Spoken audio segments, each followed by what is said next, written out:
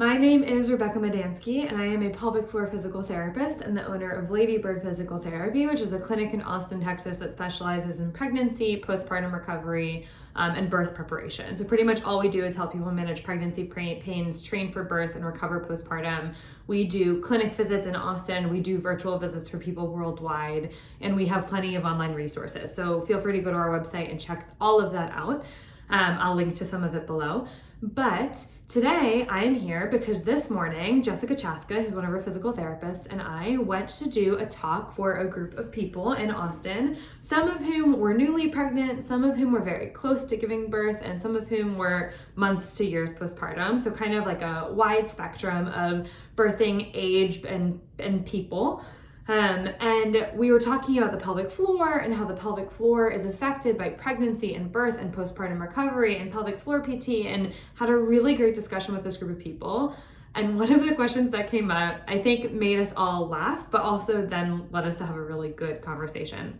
So the question that was asked is, I have urinary incontinence. I had urinary incontinence after my first pregnancy. Now I am pregnant again, about 19 weeks pregnant, and I'm still having leakage. And I went to PT after my first baby, and I was having some pain at the time, and the pain got better, but the leakage didn't get better at all. And to be honest, I didn't do my home exercise program at all. And the question was basically, whose fault is it? Is it my physical therapist or is it mine? And she asked it much more nicely than that. But that was the root of the question, right? Like, whose fault is this that I didn't do this program? And I think that the answer was kind of unexpected, and the conversation around it was very silly, but also I think really important for people to hear. So if you are going to physical therapy and you are not doing your program at home, what needs to happen is your physical therapist needs to understand why. They need to determine why. And you need to determine why too. Because there are a ton of reasons why somebody might not be doing their home program that is not their fault at all.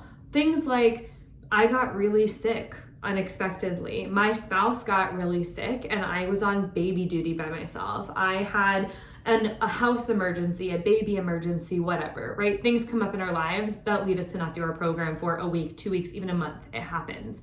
But if you are continuing to come to PT over the course of weeks or even months, and you're repeatedly not doing the program just because you thought you'd have time for it and you kind of didn't, then my best guess is that the reason you're not doing it is because it's not right for you, right? It's not right for you, or you don't understand why you need to do it. And so while I don't actually think it's anybody's fault, I don't think it's the fault of your physical therapist, I don't think it's your fault either, I do think it is a failing in the relationship between the two of you.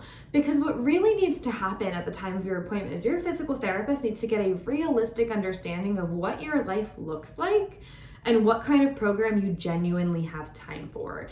And for them to get that realistic understanding, you have to give them that realistic understanding. So what I ask every single one of my patients without fail is, how much time do you realistically have to consistently commit to a home exercise program? And I really emphasize realistic and consistent, because I really could not, frankly, give less shits how much time it is. Right? For most people, and setting aside professional athletes who want to go back to really high level of high intensity competition, they do need to put in time, but they also have the time to do it because it's literally their job. For most of us, it doesn't have to be any specific amount of time. So my patients sometimes will say, I have 5 minutes, I have 10 minutes, I have the time that I have while I breastfeed, I have 15 minutes a day, but whatever it is, when somebody comes back to me and says, I have 45 minutes, it's no big deal, I usually say, I don't believe you, because the vast majority of the time, they end up coming back and saying that wasn't true. But regardless, that is what I do to help figure out in the very beginning, what's realistic, how much time does this person actually have, what kind of program do I actually need to create? So that's question one. Question two that I have to get the answer to is, what are our goals here? If you are having leakage and your goal is to go back to running without leaking, yes, we might need to start with pelvic floor strengthening, sitting down, standing still with really boring exercise. But very quickly, we need to transition to that exercise program kind of looking like the things you want to do. So if you want to go back to running without leakage, you better bet that pretty quickly your pelvic floor strengthening, if that is the program that we end up working on with you, if that is the issue that is leading to the symptom, is going to start looking like doing that pelvic floor strengthening while doing squats, lunges, jump squats, lunge jumps, running, right? It's going to look like the thing that you want to do, and it has to, because if it doesn't look like the thing that you want to do, A, it's very hard for you to motivate yourself to do it, and B, it's not actually going to translate towards your goal. So I think that the program has to include a couple things. It has to be a realistic expectation for time. And second is it has to progress, because if you are doing the same 30-minute program that you hate every day for 8 weeks, of course you're not going to stick with it.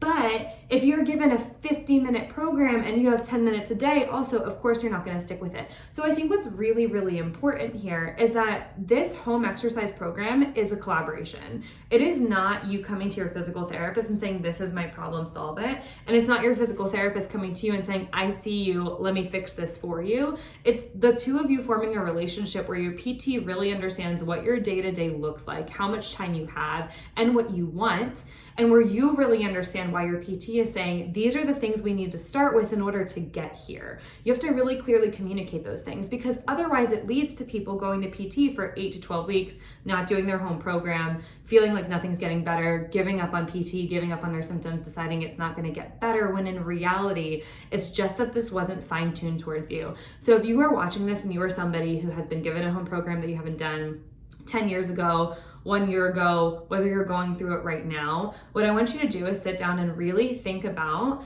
what it is that's been stopping you from doing it. Is it that your program's boring as shit, so you don't want to do it?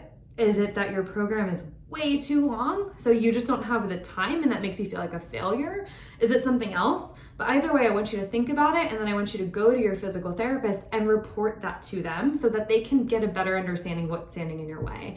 And if you are a physical therapist who's watching this, who's wondering why your patients are coming in week after week after week saying, I didn't do my exercises, I didn't do my exercises, I didn't do my exercises, rather than thinking, wow, this person clearly doesn't care and is just lazy, they're not. They're coming in, so they clearly care. They just might need help figuring out specifically why they're not able to stay consistent. Again, is it a time issue? Is it a lack of understanding as to why they should be doing those things? Is it that the program's just boring as shit and they can't get themselves to do it? And so whether you're a PT or whether you're a patient, just keep in mind that this home program creation is a collaboration. Physical therapy itself is a collaboration. Neither one person has more power in this relationship. It is the relationship itself that really allows progress to happen. And so I hope that this helps. I know that this conversation during our talk today was a lot of fun, and I think really helpful for the people who were there, both for us as physical therapists and for the people who've been to PT, who've been the ones saying, I didn't do my program. And if you have questions, comment below. If you want more online resources, let me know what you want to see, comment below, and make sure you head to our website, our Instagram, and our blog to learn more. Have a great day.